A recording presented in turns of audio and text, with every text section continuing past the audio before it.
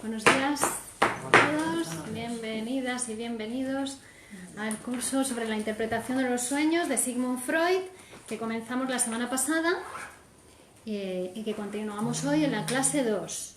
Mi nombre es Virginia Valdominos, soy psicóloga y psicoanalista de la Escuela de Psicoanálisis Grupo Cero, que es quien organiza este curso aquí en Alcalá de Henares, y emitimos al mundo entero a través de Facebook en directo, y después todos los vídeos de las clases se suben al canal de YouTube, a nuestro canal de YouTube de Salud y Psicoanálisis, que podéis encontrar por Virginia Valdominos. Si os perdéis alguna clase y luego la queréis ver en casa para el siguiente día venir al día, la podéis ver en el canal, y si os suscribís os va llegando las alarmas de cada vídeo que vamos subiendo al canal, ¿vale? Entonces, estamos en la interpretación de los sueños, texto fundamental para el psicoanálisis, como vimos el otro día, porque a partir de la interpretación de los sueños podemos decir que el psicoanálisis nace como ciencia. Antes de la interpretación de los sueños, que se escriben en el año 1900, Freud venía trabajando con la catarsis, con la hipnosis, pero ya se dio cuenta de que eso no servía para trabajar con los síntomas que traían estos pacientes, que llamamos pacientes neuróticos, ¿no?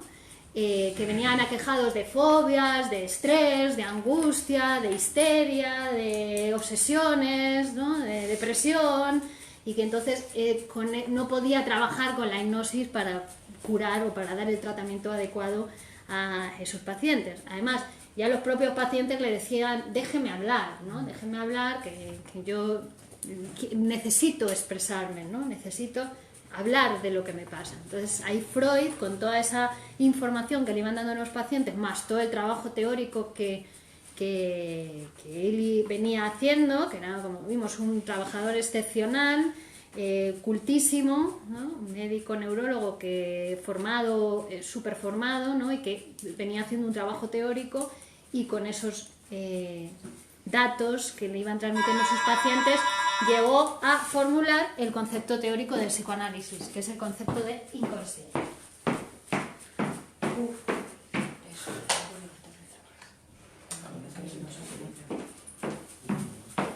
Inconsciente, ¿no? Lo habréis escuchado. ¿El inconsciente qué es? Es un concepto teórico, una abstracción, ¿no?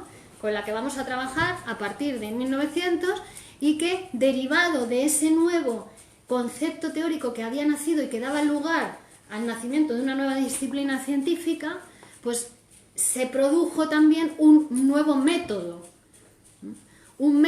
y una nueva técnica. Un método que sería la manera de apropiarnos de una realidad. Hola, buenos días. Antonio. Adelante, Antonio. Antonio del Real, muy bien. Entonces, es el nuevo método que va a nacer para poder apropiarnos de ese nuevo concepto que ha nacido, que es el concepto de inconsciente, ¿no? Que viene a decir que en nuestro psiquismo hay una parte que es inconsciente para nosotros, ¿vale? Pero que justamente es la parte más sobredeterminante, más importante de nuestro aparato psíquico. Y entonces Freud, esto que estaba descubriendo y que quería explicar, transmitir al mundo ese descubrimiento, lo hace en este libro, en la interpretación de los sueños. ¿Por qué elige los sueños? Como vimos, pues porque soñamos todos. Entonces, era la manera de mostrar su descubrimiento sin que nadie le dijera: mire, es que eso solamente le pasan a sus pacientes porque son enfermos, son pacientes nerviosos, son pacientes neuróticos, y entonces eso solo le pasa a ellos. El resto de las personas no tenemos inconsciente, ¿no? Entonces, como soñamos todos, es un producto psíquico, un producto de nuestra vida psíquica mientras dormimos. Él elige los sueños para exponer su descubrimiento. Entonces, el texto, la interpretación de los sueños, es un texto de exposición. Digamos que en la labor científica hay un primer momento que sería un momento de investigación, ¿no? Donde el investigador pues va buscando y va siguiendo los caminos que le va abriendo la propia investigación. Pero luego hay un momento de exposición donde lo que se hace ya es exponer, como su propio nombre indica, lo descubierto, ¿no? Freud ya cuando escribe la interpretación de los sueños ya sabía de la existencia del inconsciente, y entonces lo que hace ahí es exponer los resultados de sus investigaciones. Así que empieza por el método de interpretación. Vimos que el método de interpretación psicoanalítico está más cerca de la opinión popular, en el sentido de que considera que los sueños tienen un sentido, ¿no? A diferencia de la medicina o la psiquiatría, que consideran que los sueños son como una descarga fragmentaria de actividad cerebral que no tienen ningún sentido, los considera insignificante, no se ocupa de ellos para nada, ¿no? El psicoanálisis sí, dice, el sueño tiene un sentido después de interpretarlo, ¿vale? Y entonces, en este sentido, el psicoanálisis se encuentra más cercano a la opinión popular, ¿no?, que a la científica. Pero Freud lo que se propone es demostrar que los sueños tienen un sentido y que se puede interpretar utilizando un método científico, ¿vale?, que va a ser el método de interpretación. Entonces, vimos cómo estaban dentro de los medios populares para interpretar los sueños, que siempre le ha ocupado a la humanidad el interés por los sueños, pues estaba el método simbólico o el análisis fragmentario de los sueños con los libros de las claves de los sueños, pero vimos cómo el método de Freud exigía cierta preparación por parte del soñante que va a analizar su sueño, y le pedía, bueno, pues que adopte una posición cómoda, que se tumbe a ser posible en el diván, que se relaje y que hable libremente. Es decir, le vamos a pedir que comunique en voz alta todo lo que se le va ocurriendo en relación con el sueño, y en segundo lugar que censure cualquier actividad crítica, ¿no? Esa voz interior que nos dice, no, esto no lo digas porque le va a sentar mal a la otra persona, o esto no lo digas porque es una tontería, esto no lo digas porque qué van a pensar de mí los compañeros si pregunto esto, ¿no? Bueno, esa voz en psicoanálisis es la que hay que reprimir, ¿no?, precisamente para dejarse hablar y comunicar en voz alta todo aquello que va atravesando el pensamiento del soñante. ¿Esa voz se puede considerar que es el superyo? Sí, la censura puede ser, la censura moral viene de parte del superyo, pero también hay una censura del yo. Okay. ¿Vale? Entonces, nosotros le decimos al soñante que comunique con libertad y que no censure, ¿no? Ya hay una censura propia del aparato psíquico, que es involuntaria. Entonces, lo que tenemos que reprimir es la censura voluntaria, la que uno se pone conscientemente. Esa habría que dejarla de lado para poder comunicar en voz alta todos los pensamientos que vayan surgiendo en relación al sueño, aunque aparentemente no tengan nada que ver con el sueño, parezcan una tontería, ¿no? O se alejen mucho del contenido del sueño, porque precisamente algo que parece una tontería en un primer momento da lugar a que pueda surgir de nuevo o después una frase que ya no es una tontería, ¿no? O surge otra que parece una tontería, otra que parece una tontería, y la tercera ya no es una tontería, ¿no? Pero estaba escondida detrás de esas frases que uno no quería comunicar, ¿no? O el producto final, después de decir todas esas frases, vemos que tiene un sentido, que no es ajeno a la persona, ¿vale? Bueno, entonces, en este sentido, ya Schiller, un gran poeta, decía a Körner cuando se quejaba de su falta de productividad poética, ¿no? Decía, es que no se me ocurre, es que no puedo escribir, y entonces le decía, ¿sabes por qué? Porque pones demasiado rápido la crítica, cierras las puertas, ¿no? Entonces, en cuanto algo aparece a tu conciencia, ya lo juzgas, lo criticas.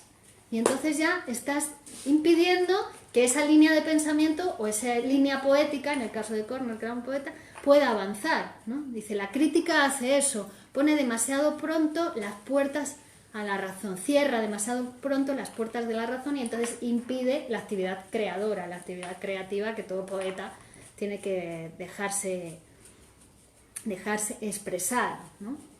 Bueno, pues eso mismo pasa con respecto a todo lo que nos pasa en la vida. tenemos esa actividad crítica puesta ahí enseguida, ¿no? De la razón, de por qué vas a decir esto, tal. Y bueno, en cierta medida tiene sentido porque tampoco uno puede ir diciendo todo lo que piensa por ahí, ¿no?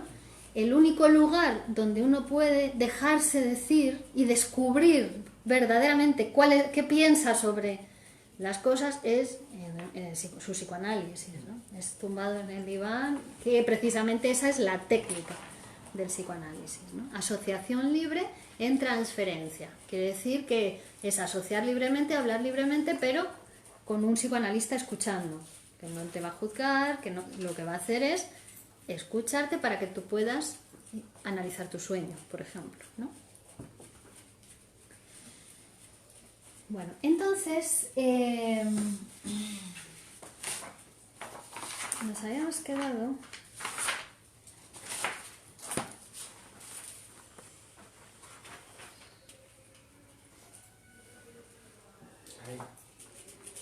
que ahora vamos a ver este capítulo, el método de la interpretación onírica, además tiene un subtítulo que dice ejemplo del análisis de un sueño, ¿vale? Y vamos a ver hoy ese ejemplo del análisis de un sueño.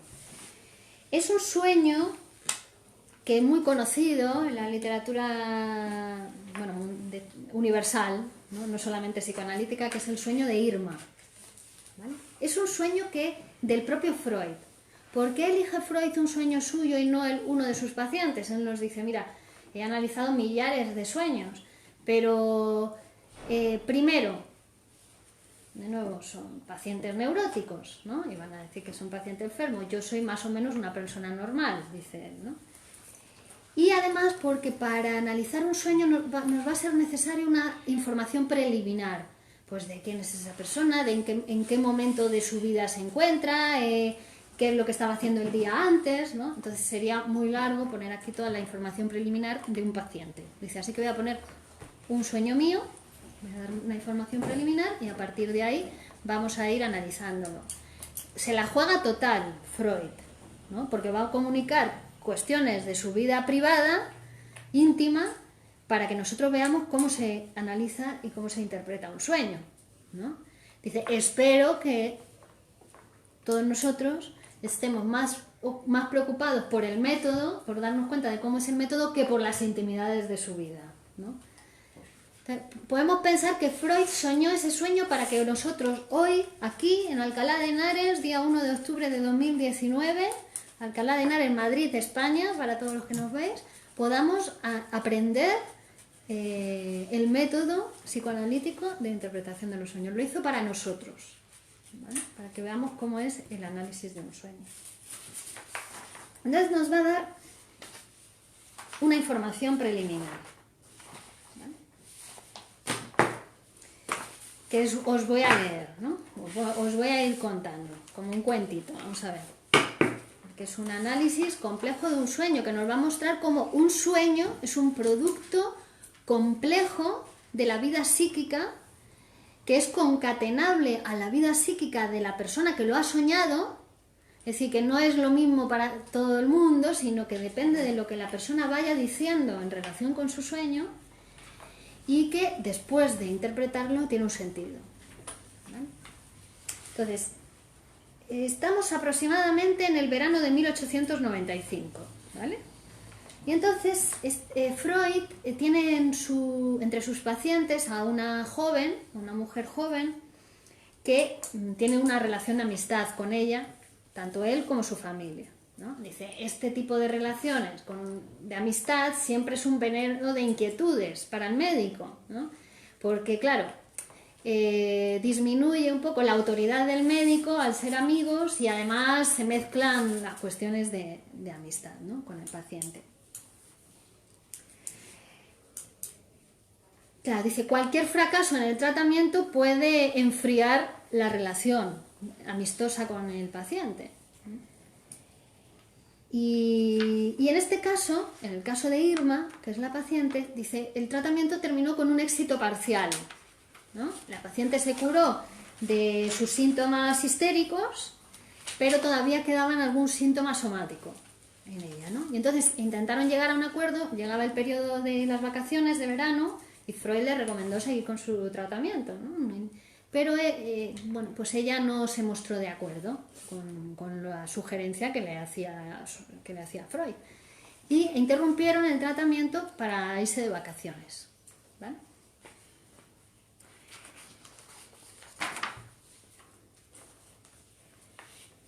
Entonces, ya en las vacaciones de verano, Freud recibe la visita de un amigo suyo, un joven colega médico que también era amigo de Irma y de la familia de Irma. Y le comenta que ha estado en la residencia veraniega de Irma y Freud entonces le pregunta, ¿ah, sí? ¿Cómo le has visto? Y entonces él dice, está mejor pero no del todo. Entonces, estas palabras de su amigo Otto, que se llama, a Freud le irritan, ¿no? Le irritan, pero tampoco de una manera muy consciente, o sea, de una manera muy clara. Él siente como una cierta irritación, pero reprime, no expresa nada, no le dice nada al amigo, le muestra su irritación, ¿no? ¿Por qué? ¿Por qué le irritaron? Porque él creyó ver en su amigo, en las palabras de su amigo, cierto reproche hacia él, ¿no? De que no había terminado de curar del todo de sus síntomas, ¿no? Contra un poco su eficacia profesional. Y entonces él le atribuyó esa supuesta actitud negativa de Otto hacia él a la influencia de los familiares de Irma, que él sospechaba que no veían con buenos ojos el tratamiento, ¿no?, que estaba haciendo con Freud. Bueno, entonces cuando le pasa todo esto, fijaos que es una cosa puntual, viene su amigo, le dice tal, y entonces él lo que hace es, se va a casa y se pone a escribir todo el historial de Irma, ¿no?, el historial clínico, con el objetivo de supervisarlo o mostrárselo al doctor M, que era, digamos, en ese momento el que daba la nota dentro del círculo de médicos, era como el más experimentado, para mostrarle a ver qué le parecía a él. ¿Vale? Entonces, en la noche, después de todo esto, tiene un sueño. Que se levanta por la mañana e inmediatamente lo escribe. Y este es el primer sueño que va a someter a análisis Sigmund Freud. ¿Vale? Entonces, es el sueño del 23 al 24 de julio de 1895. Y sueña que están en un amplio hall. Hay muchos invitados a los que recibimos. Entre ellos está Irma, su paciente. Él se acerca a Irma y le dice, sin pérdida de tiempo, ¿no?, le reprocha no haber aceptado su solución. Y le dice, si todavía tienes dolores, es exclusivamente por tu culpa. Ella le responde, si supieras qué dolores siento en la garganta, en el vientre y en el estómago, siento una opresión. Dice, yo la contemplo asustado, está pálida y abotagada. Pienso que quizá me haya pasado inadvertido algo orgánico, alguna cuestión orgánica. La llevo junto a una ventana y le abro la boca para reconocerle la garganta. Al principio se resiste un poco, dice, como les pasa a las mujeres que llevan dentadura postiza. Pienso que no la necesita. Ya. No, pero es Pero verdad. tenía un ramalazo grande, ¿eh? No, ahora Bueno. vamos a destruir ese prejuicio. Por fin abre bien la boca y veo a la derecha una gran mancha blanca y en otras partes singulares escaras grisáceas, cuya forma recuerda al de los cornetes de la nariz. Apresuradamente llamo al doctor M, que repite y confirma el reconocimiento. El doctor M presenta un aspecto muy diferente al acostumbrado. Está pálido, cojea y se ha afeitado la barba. Mi amigo Otto ahora está al lado del doctor M y mi amigo Leopoldo percute a Irma por encima de la blusa y dice, tiene una zona de macidez abajo, a la izquierda, y una parte de piel infiltrada en el hombro izquierdo, cosa que yo siento como él a pesar del vestido. M dice, no cabe duda, es una infección, pero no hay cuidado, sobrevendrá una disentería y se eliminará el veneno. Sabemos también inmediatamente de qué procede la infección. Nuestro amigo Otto ha puesto recientemente a Irma, una vez que se sintió mal, una inyección con un preparado a base de propil, propilena, ácido propiónico, trimetilamina, cuya fórmula veo impresa en gruesos caracteres. Y piensa, ¿no se ponen inyecciones de este género tan ligeramente? Probablemente estaría además sucia la jeringuilla. Ese es el sueño, ¿vale? Ya empezamos a ver que es un sueño. Hola Manuel, ¿qué tal? Buenos días. Es un sueño de Sigmund Freud, ¿no? Nadie más hubiera podido tener este sueño. Un médico, neurólogo y además él que estaba estudiando el tema de los sueños, ¿no? Y el psiquismo humano. Entonces vemos ya que el que cuenta el sueño, el soñante, si cada uno de vosotros contáis vuestro sueño, es su sueño, no es un sueño de nadie más. Entonces no vamos a aplicar claves de qué dice un libro, qué significa si uno sueña con el doctor M. No hay clave para eso. ¿Qué significa si uno sueña con una...? No. ¿Dónde vamos a averiguar o de dónde vamos a sacar la información para analizar el sueño? Le vamos a preguntar al soñante, ¿no? Le vamos a preguntar, le vamos a pedir que aplique la técnica del psicoanálisis, que es que comunique en voz alta todo lo que se le vaya ocurriendo acerca del sueño. Pero claro, no tomamos el sueño en su globalidad. Ya tiene que ser una persona experimentada en psicoanálisis para pues contar el sueño y empezar a hablar, asociar libremente acerca del sueño en su globalidad. Que lo sabe, cuando una persona ya lleva tiempo en análisis, no hace falta que le vayas planteando fragmentos del sueño, directamente ¡buah!, empieza a hablar y se psicoanaliza utilizando el sueño, ¿no? Pero cuando es una persona nueva en el análisis, comienza a psicoanalizarse, entonces sí le vamos dando fragmentos del sueño para que vaya asociando libremente con cada fragmento. Entonces, vamos a pasar a ver cómo hace Freud el análisis del sueño, ¿vale? Entonces, el primer fragmento, un amplio hall, muchos invitados a los que recibimos. Bueno, entonces Freud empieza a asociar libremente. ¿Y qué dice? Durante este verano estábamos viviendo en una villa que se llamaba Bellevue. Está situada en unas colinas próximas a Kahlenberg. Antiguamente la villa estaba dedicada a casino, por lo que las habitaciones son muy grandes. El sueño entonces se desarrolla en Bellevue, pocos días antes del cumpleaños de mi mujer. En la tarde anterior al sueño, mi mujer me había dicho que quería celebrar su cumpleaños y invitar a algunos amigos, entre los que se encuentra Irma. Entonces, el sueño anticipa esa situación, porque ya se ve en el hall con muchos invitados. Es el día del cumpleaños de mi mujer y recibimos en el gran hall de Bellevue a muchos invitados, entre los cuales está Irma. ¿Vale? Ese es el primer fragmento del sueño. Segundo fragmento. Reprocho a Irma no haber aceptado aún la solución. Le digo, si todavía tienes dolores, es exclusivamente por tu culpa. Bueno, y dice, a ver, aquí ¿qué se me ocurre con este fragmento? Dice, esto mismo le he podido decir en la vida real, en alguna sesión. Por aquel entonces yo pensaba que mi trabajo terapéutico terminaba cuando le comunicaba al paciente el porqué de su síntoma y que con eso se iba a desaparecer el síntoma. Dice, craso error.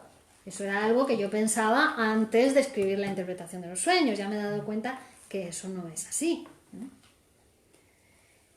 Que la paciente aceptara o no esta solución, el éxito del tratamiento justo dependería de eso, no era cosa mía, ya era cosa de la paciente que la aceptase o no. Entonces no era mi responsabilidad. No era mi responsabilidad si ella seguía teniendo dolores porque yo le había comunicado la solución y ella no la había aceptado.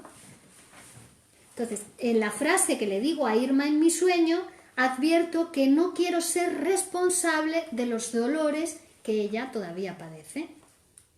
si Irma tiene la culpa de padecerlos, no puede hacérseme a mí responsable de ellos. No se irá, dice, el sueño, no irá por ahí, no irá en esta dirección el sueño, se pregunta. Otro fragmento. Irma se queja de dolores en la garganta, el vientre y el estómago, y de una gran opresión. Y entonces Freud asocia libremente, libre asociación de ideas. Dice, los dolores de estómago sí que efectivamente mi paciente padece este tipo de dolores. Están dentro de su complejo de síntomas. Pero los demás, el de la garganta, la opresión, el vientre, no son de sus síntomas habituales. Dice, entonces me asombra la elección de síntomas que ha hecho el sueño para ponerle a Irma. Me llama la atención, dice. Otro fragmento. Está pálida y abotagada. Dice, a ver, ¿qué se me ocurre aquí? Dice, qué raro, porque mi paciente siempre está rosada. Irma es una mujer que siempre está rosadita. Dice, así que sospecho que aquí en el sueño se ha superpuesto Irma con otra persona. ¿Vale? Que el sueño lo que ha hecho ha sido superponer a Irma con otra persona que sea pálida y abotagada, porque Irma es rosada. Otro fragmento. Pienso con temor que quizá me haya pasado inadvertida una afección orgánica. Bueno, dice, este es un temor normal en un doctor como yo, que está dedicado fundamentalmente a los trastornos nerviosos, neuróticos, y que no me ocupo de las cuestiones orgánicas, como otros médicos, ¿no? Entonces dice, es un temor que pudiera, normal para mí, que pudiera ser normal. Pero por otra parte dice, dudo acerca de la sinceridad de mi alarma, porque claro, también es, si los dolores de Irma son orgánicos, entonces yo no estoy obligado a curarlos. Yo solamente me dedico a curar las cuestiones nerviosas, neuróticas, psíquicas, ¿no? Si son orgánicos, de nuevo me libro de toda responsabilidad. Dice, parece como si realmente deseara un error en el diagnóstico, porque entonces no se me podría reprochar fracaso alguno a mí. Otro fragmento. La conduzco junto a una ventana y me dispongo a reconocerle la garganta. Al principio se resiste un poco, como acostumbran a hacerlo en estos casos las mujeres que llevan dentadura postiza. Pienso que no lo necesitan. Dice, ahora, libre asociación de ideas. Dice, yo nunca he reconocido la cavidad bucal de Irma, nunca le he reconocido la garganta. Pero me recuerda esto a que recientemente he reconocido a una institutriz que al principio me había dado una impresión de juvenil belleza, de joven, pero que cuando le dije que abriese la boca para explorarle la garganta, intentó ocultar que llevaba dentadura postiza. Y esto me lleva a recordar otros reconocimientos profesionales como médico que me han llevado a descubrir pequeños secretos de los pacientes, al hacerle el reconocimiento. Entonces dice, ese pensamiento de que Irma no necesita la dentadura postiza, por ahí esconde alguna otra cuestión, otro significado, pero yo todavía no puedo, no llego, no sé. La actitud de Irma junto a la ventana me recuerda a otro suceso. Dice, Irma tiene una amiga íntima a la que yo estimo mucho. Una tarde que fui a visitarla, la encontré junto a la ventana en la misma posición que muestra ahora el sueño, que representa el sueño. Y su médico, el doctor M, justo este a quien él le quería mostrar el expediente clínico de Irma, me dijo que al reconocerle la garganta había detectado una placa de carácter diftérico. Entonces, la figura del doctor M y el tema de la placa retornan en el sueño. ¿Veis? Era un recuerdo, el hablar llega a ese recuerdo, pero el sueño lo ha hecho retornar en forma de sueño. Recuerdo ahora, dice, que en los últimos meses he sospechado que esta señora también padece histeria. La misma Irma me lo ha comentado. ¿Qué conozco de sus síntomas? Que sufre opresión histérica de la garganta, como la Irma de mi sueño. Entonces, lo que he hecho en el sueño ha sido sustituir a mi paciente Irma por su amiga. Porque la Irma de su sueño tiene opresión en la garganta. ¿Se entiende esto? Ahora recuerdo que varias veces he tenido la esperanza de que también esa señora se confiase a mis cuidados profesionales, que comenzase un tratamiento. Pero siempre lo he considerado improbable porque es una señora que tiene un carácter muy retraído. Entonces dice, se resiste a la intervención médica como la Irma de mi sueño, ¿no? Que se resiste a abrir la boca. No lo necesita, también se podría referir a que hasta ahora se ha mostrado enérgica y no ha necesitado la ayuda de un tratamiento. Ya vemos cómo en el sueño se va superponiendo Irma con esta otra señora, la amiga de Irma. ¿Cómo? En los síntomas, ¿no? Parece que es Irma, pero tiene los síntomas de la otra señora. Dice, después hay otros rasgos que no puedo atribuir ni a Irma ni a su amiga, que son la palidez, el abotagamiento y la dentadura postiza. La dentadura me recordó a esa institutriz que una vez intenté explorarla y que no quiso que me diera cuenta de que llevaba dentadura. Pero a continuación se me muestra otra persona a la que pudieran referirse estos síntomas. Dice, no es una de mis pacientes y precisamente no deseo para nada que lo sea, pues se avergüenza ante mí y no debe ser una enferma dócil. Generalmente está pálida y cuando gozaba de salud engordó hasta parecer abotagada. Dice, también a esta persona podrían referirse los dolores de vientre de Irma. En realidad es mi mujer, dice.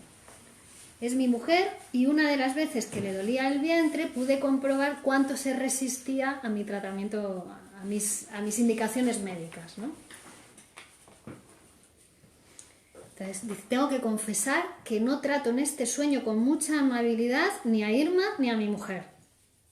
Comparo a ambas al ideal de paciente dócil y manejable. Es decir, las dos son todo lo contrario, ¿no? Su mujer no le hacía ni caso en las indicaciones médicas. Entonces, en el sueño ve que no está tratando muy bien, pero ya ve que en esa figura de Irma de un sueño ya se superponen tres. Irma, la amiga de Irma y su mujer. ¿Ves? Por tanto, he comparado a Irma con dos personas que se resistirían las tres igualmente al tratamiento. Eso tienen en común las tres. Las tres se resistirían al tratamiento. ¿Qué sentido tiene haberla sustituido por su amiga en mi sueño? Quizá que deseo realmente una sustitución en la vida real, por creer que esa señora es más simpática y además considerarla más inteligente. En efecto, ahora Irma me parece ininteligente porque no ha aceptado la propuesta que yo le he hecho para continuar con su tratamiento. La otra, dice, cedería antes, aceptaría antes la solución. Quizá eso de por fin abre bien la boca, que es también un fragmento del sueño, quiere decir que yo pienso que la amiga de Irma hablaría más fácilmente, comunicaría más fácilmente o con más sinceridad, menos resistencia, sus pensamientos. Y aquí, a pie de página, dice una cosa muy interesante, que es muy importante, que dice, hay momentos de la asociación libre del soñante que llega a un punto como que no puede asociar más, ¿no? Sospecha que hay más, pero las asociaciones libres se pierden en la retícula, ¿no? de lo psíquico, porque dice, hay una cosa que se llama el ombligo del sueño. Y es ese punto en el que el sueño, un fragmento del sueño es inescrutable, es como un cordón umbilical que se haya unido a lo desconocido, a lo incognoscible de lo psíquico, ¿no? El sueño tiene como un ombligo, el ombligo del sueño, un fragmento ya unido a lo desconocido para uno. Eso es lo que se llama el ombligo del sueño. Que por mucho que uno asocie libremente, se pierden las asociaciones libres, ¿no? Está ya en contacto con lo desconocido. Ahí tiene que venir la interpretación.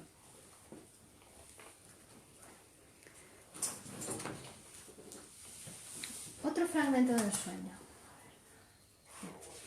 Dice, en la garganta veo una mancha blanca y escaras de forma semejante a los cornetes de la nariz. Esto era algo que había soñado, ¿no? Entonces, asocia libremente, dice, la mancha blanca me recuerda a la difteria y a la amiga de Irma. Y además a la grave enfermedad que tuvo mi hija mayor hace 2 años.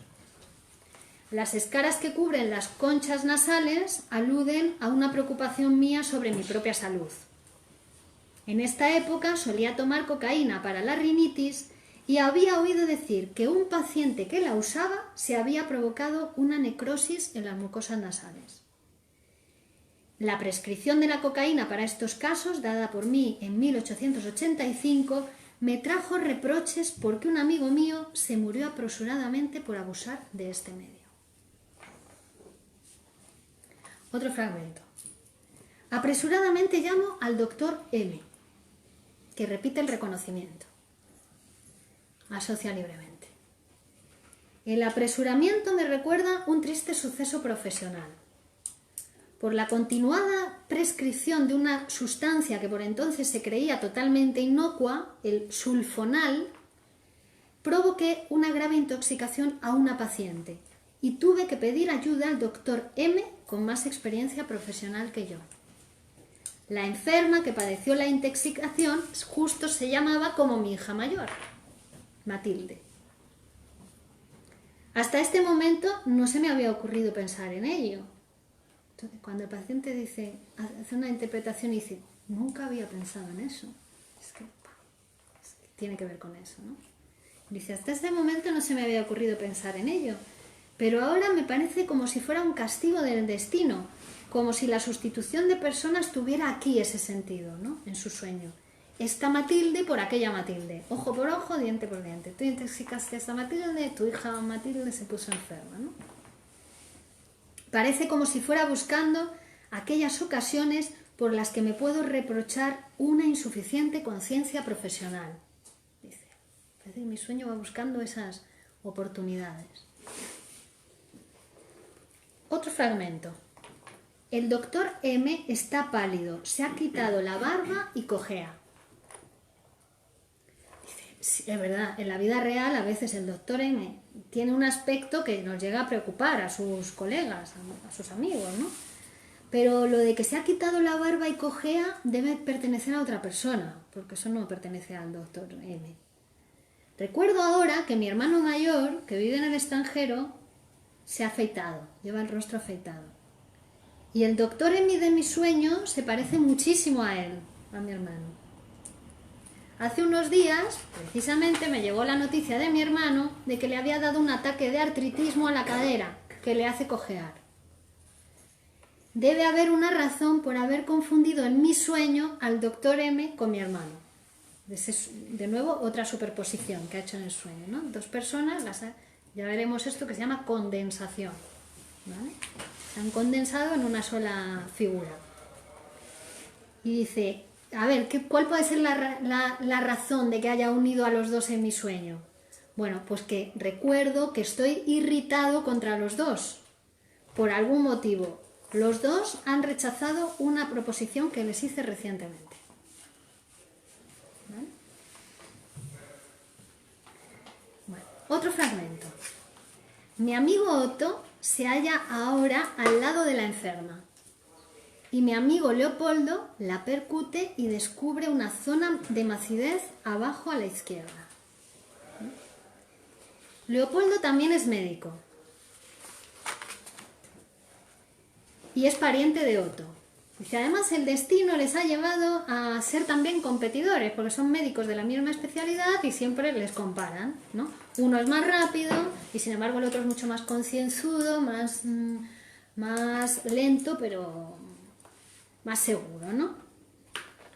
Los dos trabajaron para mí cuando yo era director de un hospital público para niños neuróticos.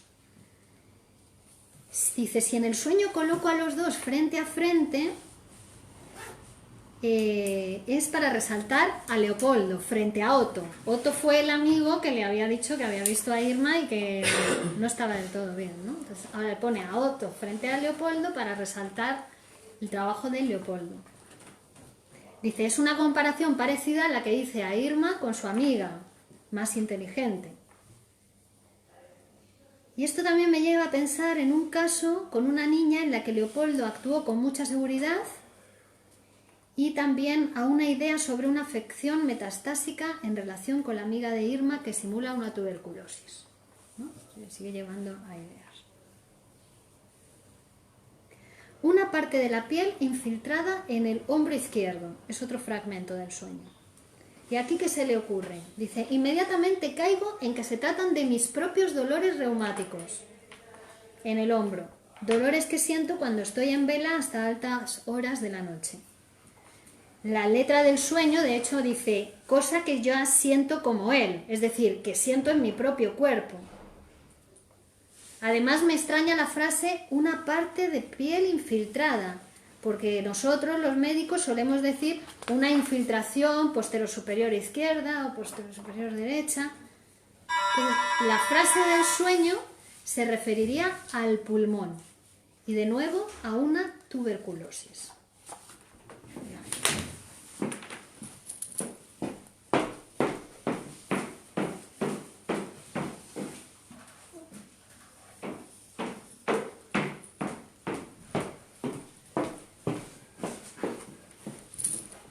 Bueno, todavía quedan varios fragmentos del sueño por analizar donde él viene a hacer lo mismo, ¿no? A asociar libremente todas las ideas, ¿no?, que tiene sobre el sueño. Como haríais vosotros si traéis un sueño a analizar y yo os pido que asociéis libremente, ¿no?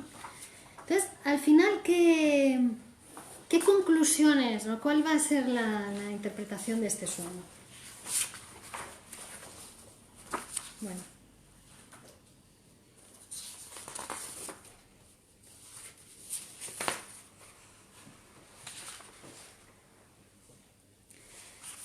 Habíamos dicho que él se había sentido, cuando Otto le dice que ha visto a Irma, pero que está bien, pero no del todo, él sintió cierta irritación, ¿no? Entonces, ¿qué consigue con el sueño? Con todo ese análisis, que nos falta como la mitad del sueño por analizar, pero bueno, más o menos que es que Otto es el responsable de los dolores de Irma, ¿no? Porque si no es una cuestión psíquica, sino que es una cuestión orgánica, Otto es el responsable de los dolores de Irma. Otto me ha irritado con sus comentarios sobre la incompleta curación de Irma y el sueño me venga de él, volviendo en contra suya sus reproches. Al mismo tiempo me absuelve de toda responsabilidad por el estado de Irma, porque atribuye a otros factores y presentan las cosas tal y como yo desearía que fuesen en la realidad, ¿no? Por tanto, el contenido del sueño va a ser una realización de deseos y su motivo un deseo, ¿no? Esta va a ser la tesis que va a guiarnos en todo el texto de la interpretación de los sueños, ¿no? Comienza Freud en este primer capítulo a decir, el sueño es una realización de deseos. Todo sueño es una realización de deseos. Y va a acabar diciéndonos al final del libro, cuando lleguemos a la última clase es como una realización de deseos sexuales, infantiles y reprimidos. Solo tres categorías, no tiene más. Solo tres categorías, no tiene más, ¿no? Siempre es una realización de deseos sexuales, infantiles y reprimidos después de interpretarlo. Antes de interpretarlo es un sueño. Un sueño raro. Un sueño raro, incomprensible, Sí, muchas veces. absurdo a veces comprensible, pero... Sí. ¿no? Va a concluir en la neurosis. Va a concluir sexual, infantil y reprimido, una neurosis. Bueno, es que el sueño es también, estrictamente es un síntoma, pero un síntoma que todos padecemos, en el sentido que es una producción del inconsciente. Igual que una neurosis es una producción del inconsciente. Un síntoma también es una producción del inconsciente. Lo que pasa es que el sueño bueno, pues es como más menos patológico que un síntoma. Y una pesadilla también, es una realización de deseo. Claro. También, ya lo vamos a ver cuando veamos las clases de los sueños de angustia y las pesadillas, como también las pesadillas son realizaciones de deseos. O de algún miedo, ¿no? También que puedas... Bueno, es que cuando te despiertas, la angustia, son sueños de angustia. La angustia es una señal, ¿no? Cuando sentimos angustia es porque hay algo, un deseo inconsciente que está muy próximo a realizarse en el sueño. Está muy cerca de realizarse. Entonces la angustia te despierta antes de que se realice el deseo del sueño. Ya lo vamos a ver. Pero siempre es para proteger al soñante, ¿no? Incluso los sueños de angustia, las pesadillas. Dice Freud, es como si fuera un vigilante de un barrio, ¿no? Porque el sueño es el guardián del reposo. Soñamos para poder descansar por la noche con toda la energía psíquica que tenemos inconsciente, que es el motor de nuestra máquina vital, ¿no? Nos despertaríamos. No nos dejaría dormir la energía. Entonces, ¿qué hace? Hace un sueño, un producto alucinatorio, para que tú puedas seguir durmiendo, descansando, a la vez que tu aparato psíquico sigue funcionando alucinatoriamente, ¿no? Entonces, cuando dices como un vigilante que está vigilando un barrio, llegan los ladrones y entonces, bueno, si él puede solo, va a ahuyentar a los ladrones y ya está, no te despierta, pero cuando ve que se le van de las manos y que ya son demasiados, pues ahí despierta a los vecinos. Oye, despertados que están a punto de robar, ¿no? Es lo mismo lo que hace el sueño de angustia.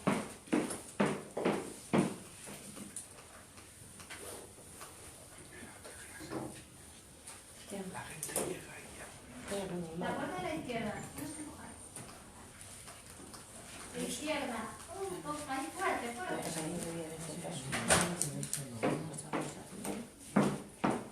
Y una pregunta. Sí. ¿Por qué se sueña más de una vez con el mismo tema? Bueno, pues porque hay un deseo inconsciente que está tratando de expresarse. Pulsa por expresarse. Te está pidiendo interpretación. O sea, el deseo inconsciente se va a expresar siempre, como pueda. A través de un sueño, a través de un síntoma, a través de un lapsus. Claro, pero cuando uno... Hola, buenos días. Cuando uno... Todavía no hemos terminado el grupo de 10 a 11. Perdón. No pasa nada, si queréis quedaros, pero No, que no sabía. Yo digo, habrá que llegar 5 minutitos antes para es que vamos muy justos con la hora. Entonces siempre está pulsando por expresarse, ¿no? Y cuando uno no les deja expresarse, pues lo hacen como... porque el análisis es precisamente para poder expresarse y poder interpretar el sueño, el deseo inconsciente que está tratando de manifestarse en el sueño. Por ejemplo, aquí veíamos Freud, lo que quería, se vengaba, ¿no? A través del sueño se estaba vengando de Otto porque le dijo eso y eso le irritó, eso no le gustó. Aunque en ese momento no se dio cuenta, después de interpretar el sueño se dio cuenta de sus tendencias vengativas, ¿no? Además, se limpiaba de toda responsabilidad, porque si era una cuestión orgánica, pues él no tenía nada que ver en lo que le pasaba a Irma, ¿no? Y también se vengaba un poco de Irma, que era una paciente indócil que no había aceptado la solución que él le había dado como tratamiento, ¿no? Es decir, que mata varios pájaros de un tiro con un sueño. Pero claro, es una manera civilizada de vengarse, no vas a la realidad a vengarte de la gente, sino que lo sueñas y tu psiquismo como que satisface un deseo, realiza un deseo, pero a través de ese sueño. Una manera... Pero realmente muchas veces no nos acordamos nada más cachitos. O de las Bueno. emociones. Bueno, pero es que, cualquiera de las dos cosas, o acordarse de un fragmento del sueño o de las emociones que te ha producido, es suficiente para empezar a analizarlo. Y cuando no recuerda o alguien dice, no, es que no soñé nada anoche, Sí, ¿es sí. que no soñó o es que No, no es lo que no se recuerda? acuerda. Que no lo recuerda, pero sí soñó. Soñamos todas las noches Todas y las tenemos noches. varios sueños en las noches. Lo que pasa es que a veces es tan fuerte nuestra censura psíquica que no no lo- deja pasar nada a la conciencia, ¿no? Te Qué despiertas. horror. Yo sueño mucho, muchísimo. Mucho, Me mucho. acuerdo alguna vez. Claro, te pide... Y además me acuerdo, Ujú. no sé por qué, pero sueño mucho. Pero me puedo poner a soñar ahora mismo aquí si doy una cabeza. Ajá. Sí, sí, de verdad tengo una facilidad enorme para soñar. Ujú. No sé por qué será. Porque quieres Porque un día me quedo interpretar. aquí dormida y lo analizamos. Bueno, claro, ahí en el diván. Tengo mucha facilidad. Ajá. O sea, a lo mejor voy en el autobús y de esto que te quedas así trastornada y puedo tener un sueño maravilloso. Nunca son, no Lo suelen que ser sí, malos. perdóname, al principio de la conversación, cuando has empezado, has estado hablando de la hipnosis. Y Sí. del estado hipnótico. Correcto. Cuando luego más adelante dices que le ponen un diván, lo primero, el estado hipnótico no conlleva que pierda la voluntad, no conlleva que no pueda hablar libremente, no conlleva nada de eso. No, pero es por sugestión en la No, hipnosis. hay Es veces una- que lo que es por sugestión es exactamente igual que sueña y di, que te estás sugestionando tú mismo. No, pero en la hipnosis caes en un estado hipnótico, ¿no? No siempre. Es Pero la estados producción... hipnóticos caemos muy frecuentemente, es decir, vamos conduciendo y estamos en un estado hipnótico. O sea, me refiero, estados hipnóticos no lo autoproducimos muchas veces. Bueno, lo que queremos decir es que el psicoanálisis no es la hipnosis. No, por supuesto. No Es tiene otra nada cosa que ver. totalmente diferente. Pero cuando, que la- cuando él ha hablado de que le ponen un diván y le lleva ese recuerdo, ya es un estado hipnótico. No es un estado hipnótico, es un estado de asociación libre. De, si lo quieres llamar, regresión en el sentido de que cuando uno recuerda tiene que hacer un estado de, pero en el sueño, en el recuerdo, en la alucinación, hay una regresión. Pero eso es diferente a la hipnosis. Son cosas distintas. Es un mecanismo psíquico de la regresión, que ya lo estudiaremos. Pero es algo distinto a la hipnosis. La hipnosis es otra técnica, ¿no? Que con la que Freud empezó a trabajar, Sí, sí. pero que después desechó porque no servía para curar los trastornos de los pacientes que venían a curarse de eso, ¿no? No sé. El que no nos acordemos muchas veces nada más nos acordamos de trozos es porque no es importante, porque, o nos acordamos de trozos porque, o del sueño porque es importante, o no tiene nada que ver. Da igual, te puedes acordar de lo más insignificante del sueño. Y ahí, en el lunar de la vaca del sueño, puede estar la clave para la interpretación. Para ¿Por sacar qué? todo, digamos, Sí, porque vamos a ver cómo funciona el aparato psíquico. Cómo la censura psíquica lo que hace precisamente es una transmutación de todos los valores psíquicos, para que cuando llega a la conciencia tenga otra apariencia. El deseo inconsciente no puede pasar tal cual a la conciencia, está reprimido, sobre todo inconsciente, sexual, infantil, reprimido, que hemos tenido que reprimir para hacernos sujetos del lenguaje, sujetos sociales, adultos. Entonces, eso no pasa tal cual a la conciencia, no. Pasa transmutados todos los valores psíquicos, pasa disfrazado, pasa sus efectos, el resultado final de un proceso de disfraz, de transformación, de deformación onírica. Pues en base a la pregunta que he hecho, el nivel de relevancia es importante, o sea, que recordemos primero una cosa, o sea, que no sea cronológico, que la sucesión sea cronológica o no. Es importante. Por eso digo que es que lo que ha dicho, que yo me acuerde, por ejemplo, o recuerde un sueño, y a lo mejor me acuerdo del final, empiezo por el final y luego me acuerdo del principio, o de Claro, una parte, ese es uno un de los... fragmento intermedio. Eso es la elaboración secundaria, Vale. que es como, vamos a ver, los diferentes operadores del inconsciente, que son la condensación, el desplazamiento, el cuidado de la representabilidad y la elaboración secundaria. Y la elaboración secundaria es la forma que le damos cuando contamos el sueño, como la película que hacemos al contar el sueño, que a lo mejor no es como lo soñaste, pero es como tú lo cuentas. Lo que nos interesa es... Claro, lo que nos interesa es un nuevo nivel de objetividad, el del psicoanálisis, es el sueño contado, cómo lo cuentas tú. Porque también en la elaboración secundaria está en juego el deseo inconsciente. El subconsciente, claro. Entonces, el orden, o sea, si lo pensamos matricialmente, pues es importante, ¿no? A la hora de ordenar. Claro, Vale. claro que es importante. E incluso el orden de la asociación libre. A veces empiezas por el final Sí, por eso creo que... y vas a llegar hasta... O sea, que lo primero que te dice el paciente, vamos, Lo primero suele tener que ver... es es un punto guía, ¿no? Vamos, un Exacto. eso de origen, ¿no? Es, Y para luego es ya- muy importante. Es como si ahora yo dijera, a uno se le ocurre, a ver, pensar en el nombre de una mujer. El primer nombre que os viene a la cabeza, si empezamos a analizarlo, tiene un sentido por qué os ha venido ese nombre. No es casual, no es fruto No. de la casualidad. Ni de, Es por una asociación. Claro. Ya.